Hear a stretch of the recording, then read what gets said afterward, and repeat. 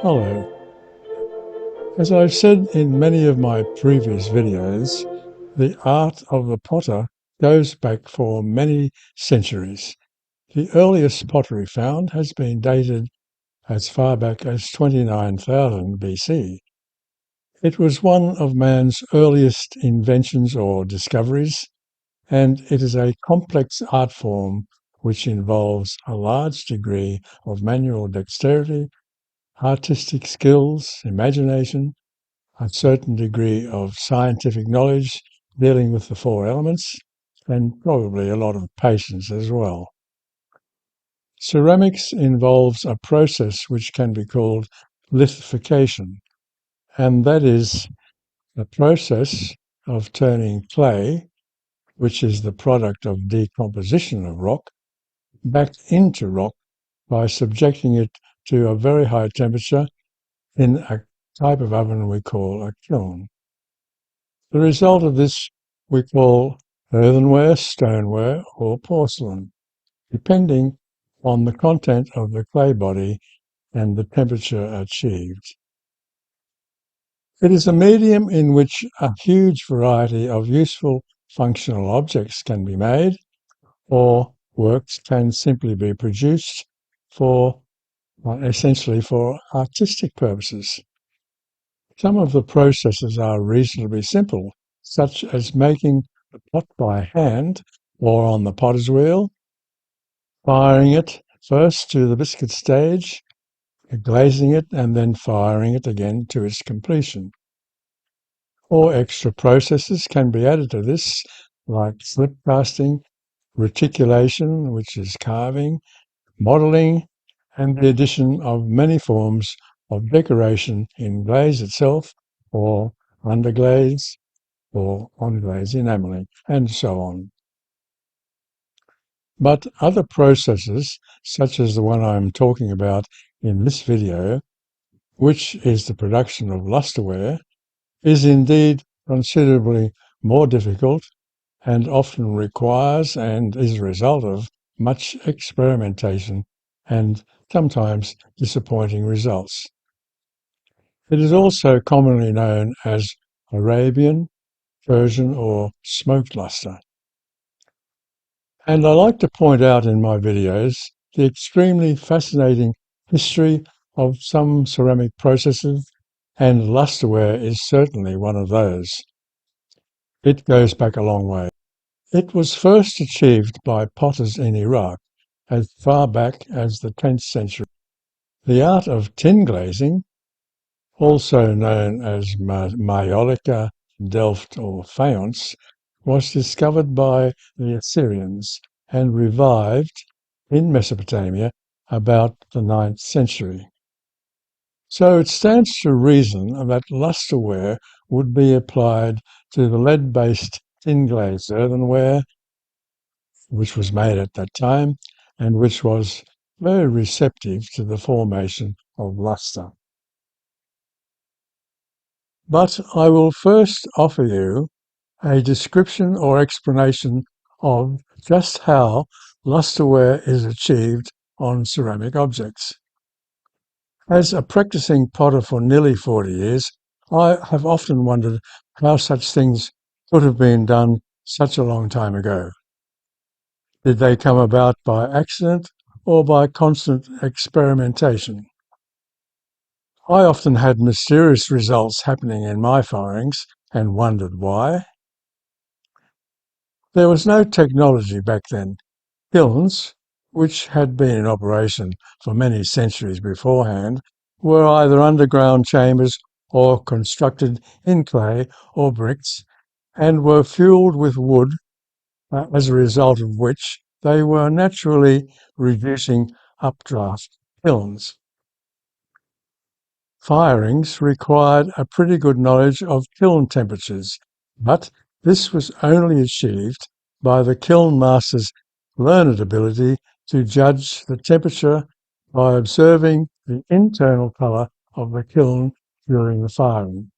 I should also mention that lustre firing can also be done in modern gas kilns. So how is lustreware decoration achieved?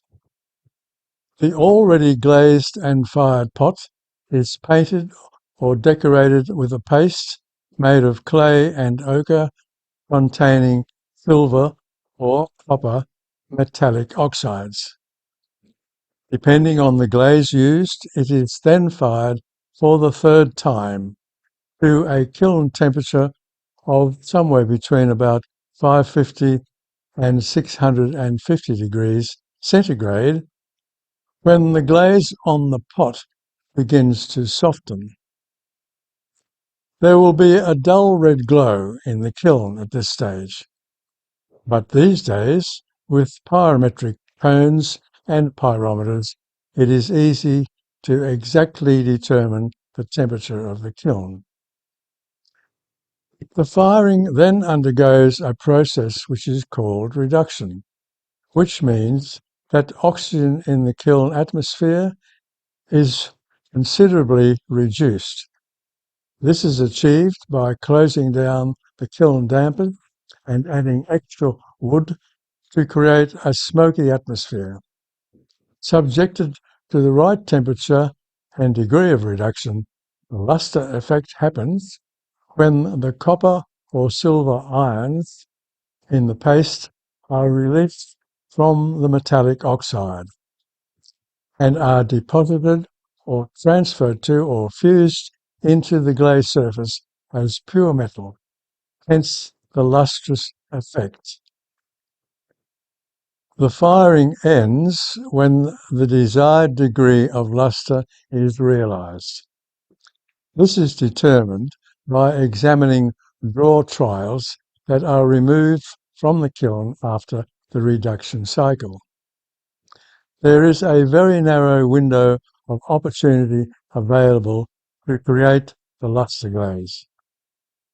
Too low temperature and the clay pigment is easily brushed away to show that no lustre is formed. Too high a temperature and the pigment is fused into the glaze and cannot be removed.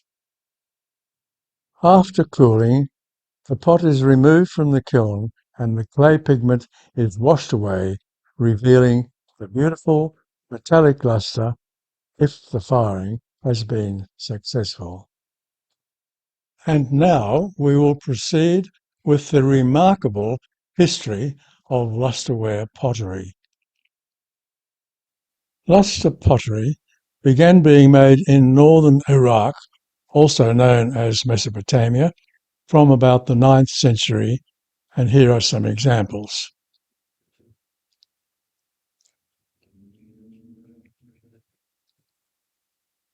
Lustre potters gained their knowledge and skills from Egyptian glassmakers who used a similar process to stain glass earlier than even that.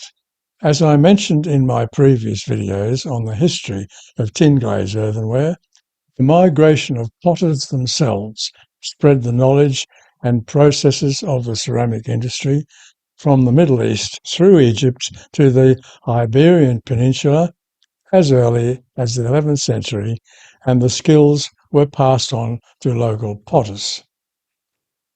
And this, of course, included the art of lusterware production, which had for a long time been kept a closely guarded secret, and it was now being passed on to local potters. Later in the 1200s, lusterware was also produced in the ceramic centre of Kashan in Iran, and a siliceous stone paste ceramic body was used with the lustre painted surfaces.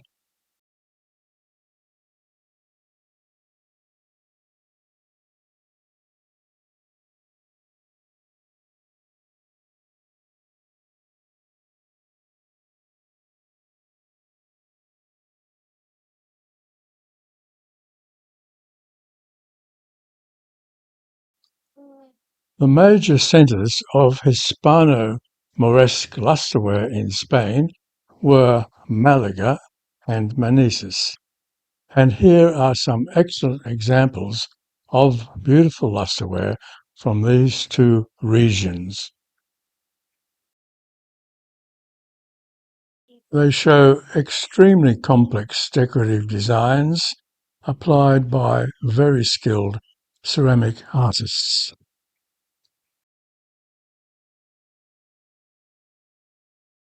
Lustreware pottery found its way back into Italy in the 14th and 15th century. Lustre production became associated with the ceramic centres of Deruta and Gubbio in the province of Umbria. One especially notable exponent of the process here was Giorgio Andreoli, and here are two striking examples of his exceptionally beautiful work. And these intricately patterned lustre plates from the Deruta area show decorations of scale patterns, scrolls, plants, script, and figurative work. There seemed to be a decline in the making of lustreware for some time after that, but in the late 19th and early 20th centuries it was revived in those previously mentioned Italian locations. And lustreware then came back into fashion in England and various other parts of Europe by potters who I will talk about individually and show examples of their work. In England, in the late 19th century, under the influence of the aesthetic movement, William de Morgan revived the use of lustre effects in art pottery. His designs, based on animals and medieval motifs, were boldly and finely executed. He was a master of the ruby lustre. Initially, work was restricted to tiles, but later expanded into vases and dishes. Can you imagine how much time and meticulous effort that must be required to execute such intricate patterns on a ceramic pot? Extremely high quality lustre glaze finishes, known as Pilkington Lancastrian, were produced from 1900 at the Pilkington Pottery in Lancashire. Fairyland lustre is a range of bone china shapes and patterns manufactured by Wedgwood from 1915 to 1930.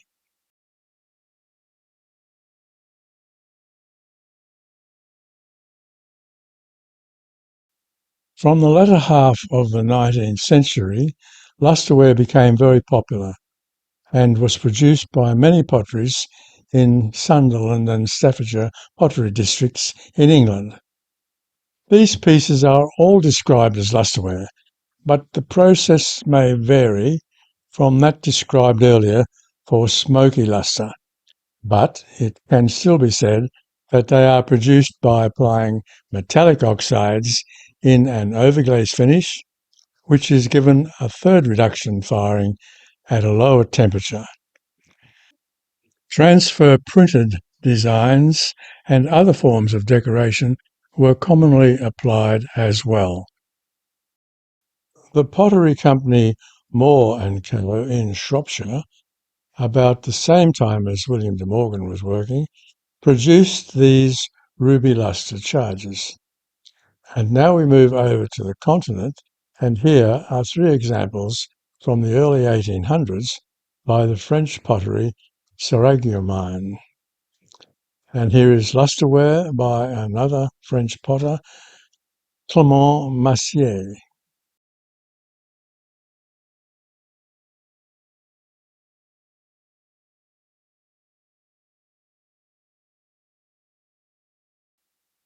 Here we have three works by the Zolnay pottery in Pécs in Hungary. Now, moving back to England, Alan Kager Smith is recognised for his revival of William de Morgan's work on lustreware. His influence spread to other English potters and also to our Australian lusterware exponents, which I'll mention later. Included also are these exquisite works by other very prominent English potters in this fascinating field: Jonathan Chiswell Jones,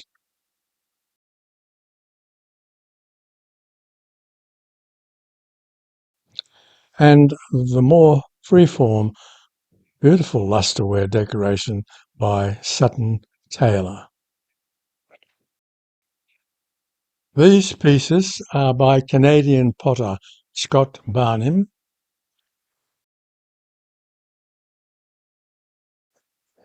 Interesting works here by the renowned US potter Beatrice Wood. And currently in Iran, we see Abbas Akbari, who is a celebrated exponent in this field, as is Arturo Benavent in Valencia, in Spain. To conclude this video, I will show some of the works by our Australian lusterware potters. It is not conclusive. In the 1970s, potter, the late Alan Peascod, after meeting up with an Egyptian lusterware potter, began to use the technique of lusterware here in Australia and advanced the tradition to other potters. Here are three of our prominent, accomplished exponents of this difficult, specialised but highly desirable ceramic process. The late Bob Connery, who was a colleague of mine at Stoker Siding in the Tweed Valley; Meg Patey, working in the Southern Highlands of New South Wales;